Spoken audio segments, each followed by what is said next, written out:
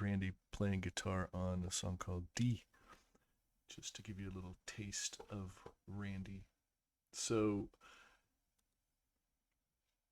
Randy passed away in 1982 at a very young age, and it was a tragic accident that took his life. We'll get into that. I want to talk a little bit about his life. I want to talk about his career. I want to talk about his music. And we're going to play something from before he joined Ozzy, back when he was still with Quiet Riot, which could be one of the last performances with Quiet Riot that he ever did, which is coincidental because that's how he was discovered, right? So, without any further ado, let's just jump into this and talk about Randy because that's why we're all here, right? So this is the Wikipedia page. I'll put a link to it in the description, and you guys can read this. I'm not going to read the whole thing to you, but I do want to cover some of the points to it. I might skim it, but so it says here. Let's see. It says that Randy was born in 1956, and like I said, he unfortunately passed away in 1982 while I was still in high school. He was an American guitarist, and he was the co-founder and original guitarist of the heavy metal band Quiet Riot, and the guitarist and co-songwriter for Ozzy Osbourne's first two solo albums, Blizzard of Oz in 1980 and Diary of a Madman in 1981. Rhoads was posthumously inducted in the Rock and Roll Hall of Fame in 2021. Okay, so they talk about that he was originally a classical guitarist. His mother was a music teacher, I believe, and he spent his early years learning to play classical guitar. And then it talks about it in here in his history.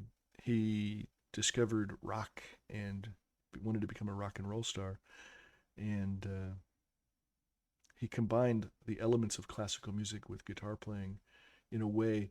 He wasn't the first person to do it. I mean, we call it, a lot of what he did we call neoclassical guitar playing or neoclassical metal. He didn't invent the genre, but he certainly took it in a direction and a depth that I don't believe had ever been done before. I mean, you can look at performers like Richie Blackmore. He did a lot of neoclassical stuff and still does today, um, as well as folk influences.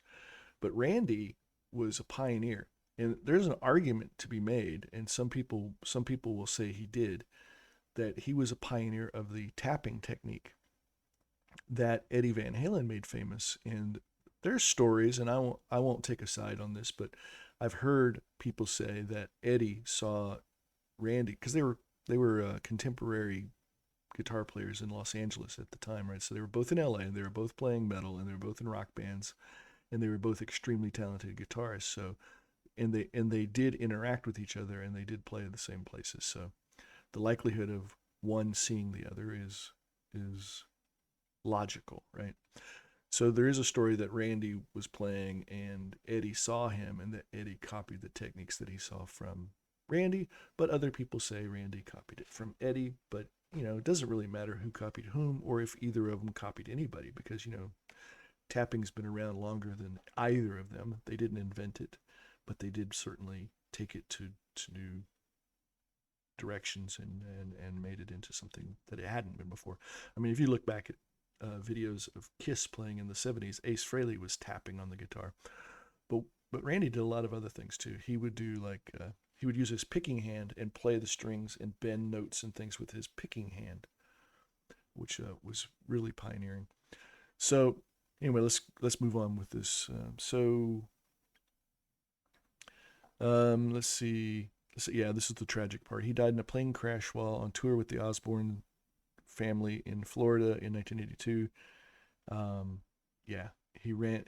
They buzzed the tour bus and hit the top of the tour bus. The plane flipped and crashed into the house, and Randy and everybody on board was killed, which we've talked about in a previous video. So he helped popularize various guitar techniques now common in heavy metal music, including two-handed tapping, tremolo bar dive bombs, and intricate scale patterns, drawing comparisons to his contemporary Eddie Van Halen. And the Jackson Rhodes model guitar was originally commissioned by him. He's been included in several published greatest guitarist lists and has been cited by other prominent guitarists as a major influence. And when I was a kid back in the 80s, when these albums came out, I remember seeing like Guitar World, and Randy was like guitarist of the year and things like that. It was pretty amazing. So he's let's see, early life and education. He was born in 1956 in Santa Monica, California. He grew up in California. Um, like I said, he was classically trained. And I won't read all this to you, but it said in 1971, I think it said 1971. Anyway, at some point, he went to an Alice Cooper. Sorry, I had a mental fart there. Alice Cooper concert. He was in a band at the time, and he saw Alice Cooper and was completely stunned by the performance and the way things went, and basically said, "I can do that," And so that kind of inspired him. And then at 16, Rhoads and Kelly Garney formed the band Little Women. Approximately the same time, Rhoads began teaching guitar in his mother's school during the day and playing live gigs at night. He graduated from Burbank High School, participating in a special program that allowed him to condense his studies and graduate early so he could teach guitar and pursue music full time.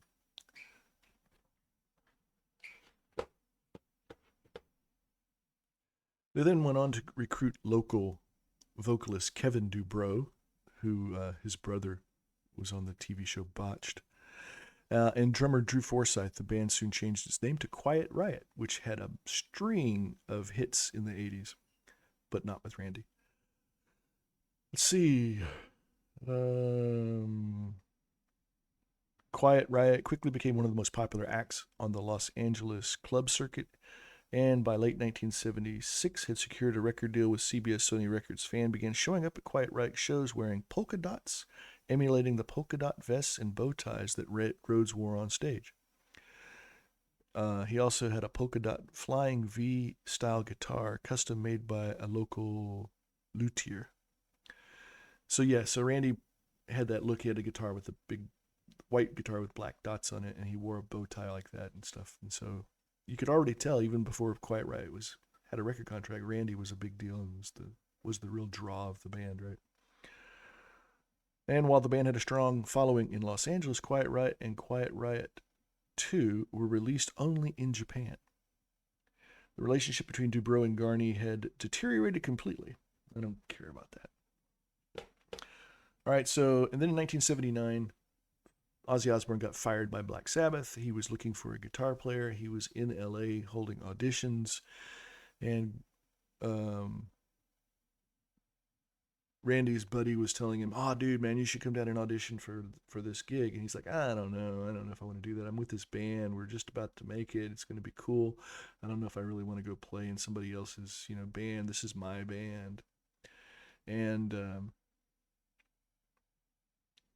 Rudy Sarzo was actually in Quiet Riot at the time too. He was a bass player, and Rudy went on to be in Diary of a Madman with Ozzy as well. So really gutted Quiet Riot when both Rudy Sarzo and Randy Rhoads leave to go join Ozzy. But anyway, so he was playing a club and he's playing a gig, and the legend is that Ozzy saw it, but I don't think it was actually Ozzy. I think it was somebody who worked close to Ozzy. Maybe this guy. I think his name's Dana Strum. I think it's his name. He was in another band too.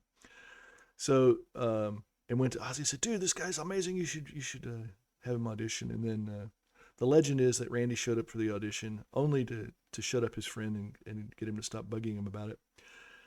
Plugged in his amp, played a little bit on the guitar, and Ozzy from the control room says, "You got the gig." Apparently it's not quite what happened, but yeah. So then Ozzy went back to England. Randy came over to England to join him and got arrested at the airport for not having a proper visa.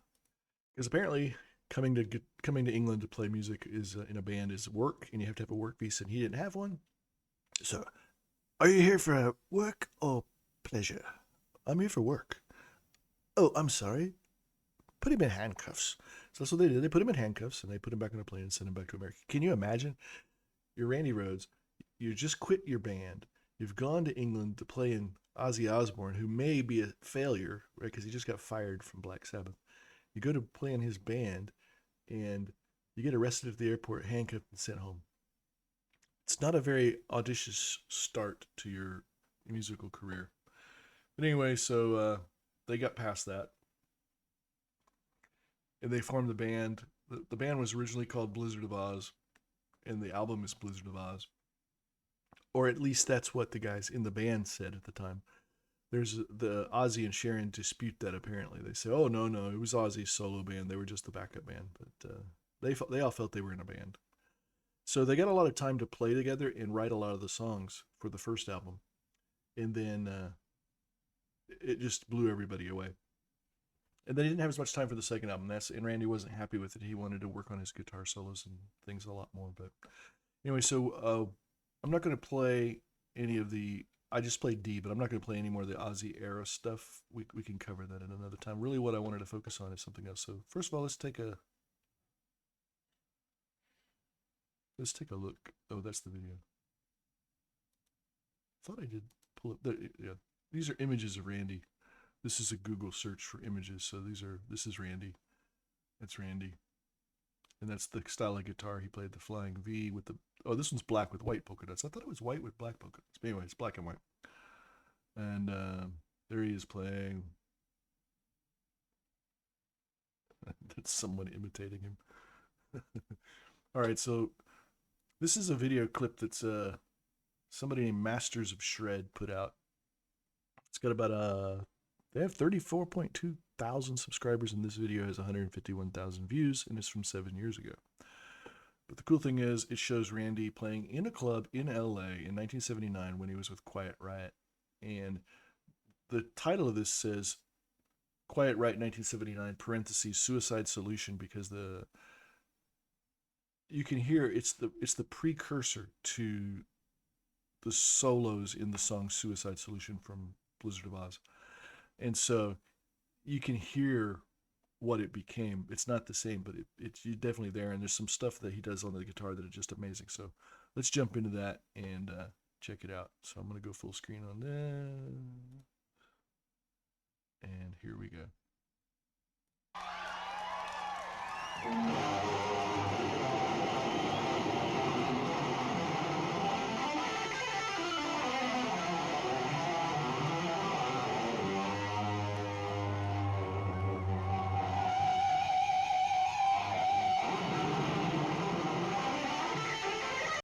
So one of the things I know you're not supposed to stop during a guitar solo, but this is an entire guitar solo for 3 minutes and 50 seconds. I'll play the whole thing through in just a second, but I am going to stop and make comments as we go the first time through, and then I'll play the whole thing through end to end so you guys can enjoy it without me interrupting it.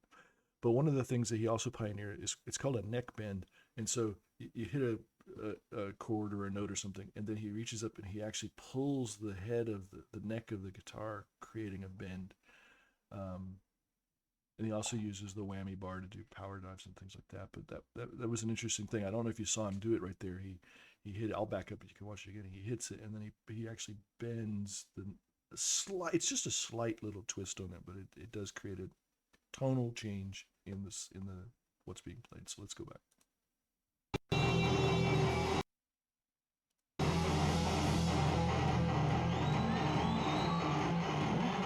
This is not the same. Why is this different?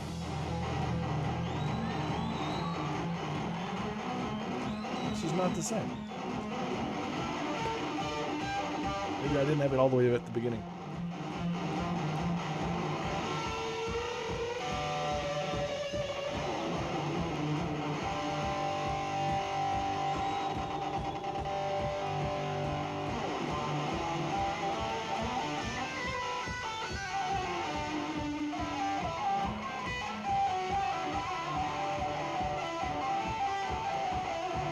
Oh, because I jumped videos. This is not the same video. Hold on. That's why. This is a different video. Somehow I jumped videos to... I must have clicked on something. There we go.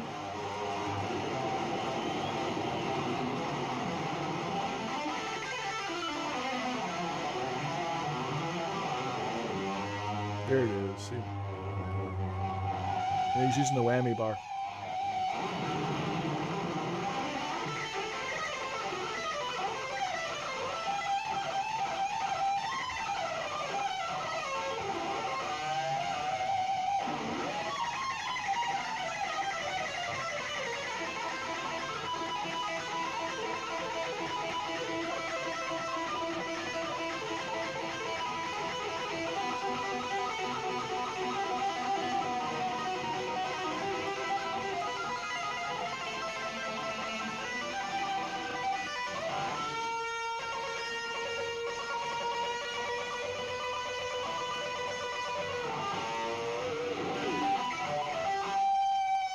There it is, right there. See it?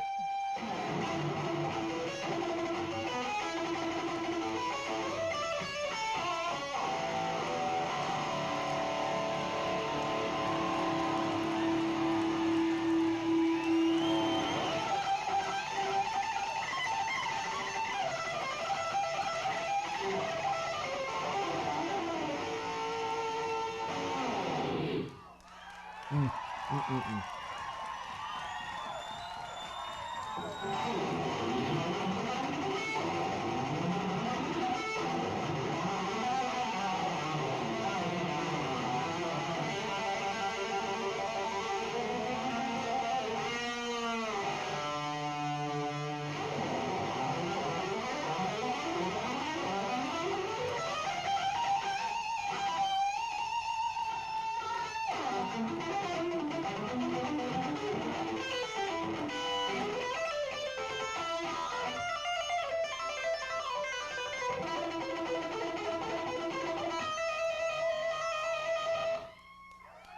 Wow. Okay.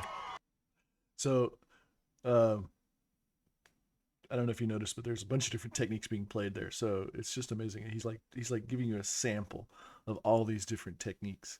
So at one point he hit a note and then he reaches up and he moves the tuning peg to give bends using that too. So and then he's done this very staccato arpeggio that he's doing on some notes where the very crisp sound, while other ones are blurring and blendy.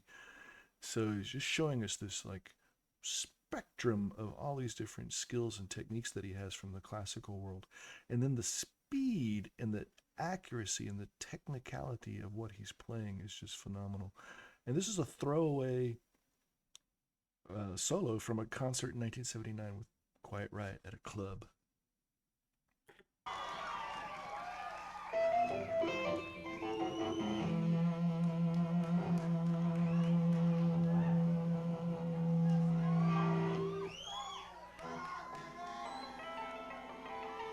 Oh yeah,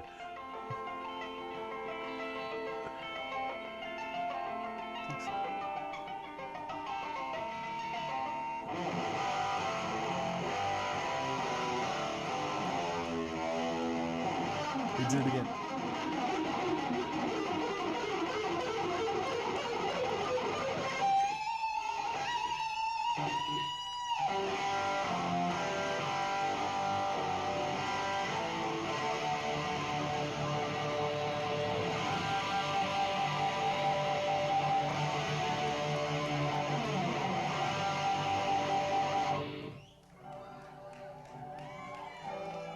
So I don't know if you noticed there. When I said he did it again, he did another neck bend at that point, or he had just done one. So.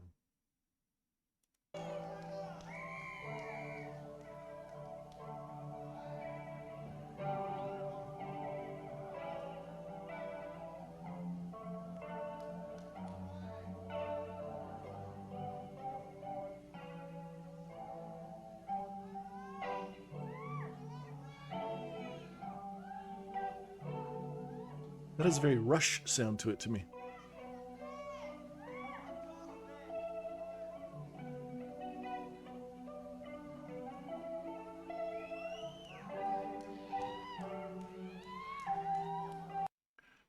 I can also hear a little bit of D in that song, right? So yeah, so that's Randy Rhoads, man. So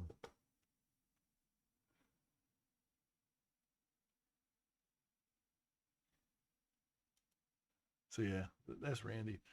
Um, just amazing. I'm gonna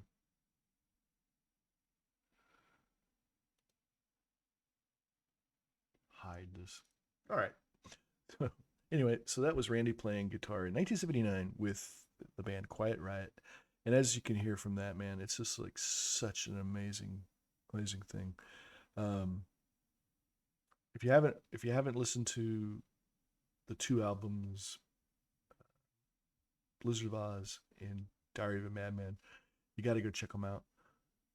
They're amazing, and every single song on both albums is phenomenal, and the guitar work that Randy puts in there is amazing. And if I can find where I did another video of Randy, I will post a link to that as well. But anyway, I just wanted to take this time and say, we miss you, Randy, and we wish you had been able to stick around longer and give us, much, much more of your talent and ability, because you were a phenomenon. Rest in peace, man, and we will talk to you guys later. If you enjoy this, hit the like button. If you don't, sorry. And come back and check out more of my stuff later. We'll talk to you next time. This is the Ancient Meddler, and I'm out of here. Oh, I got a Jackson guitar somewhere back here. Oh, yeah. I have a Jackson, but it's not a Randy Rhoads model. It's a Anthrax model. It's my Jackson. I love that guitar. Anyway, we'll talk to you guys later. See ya.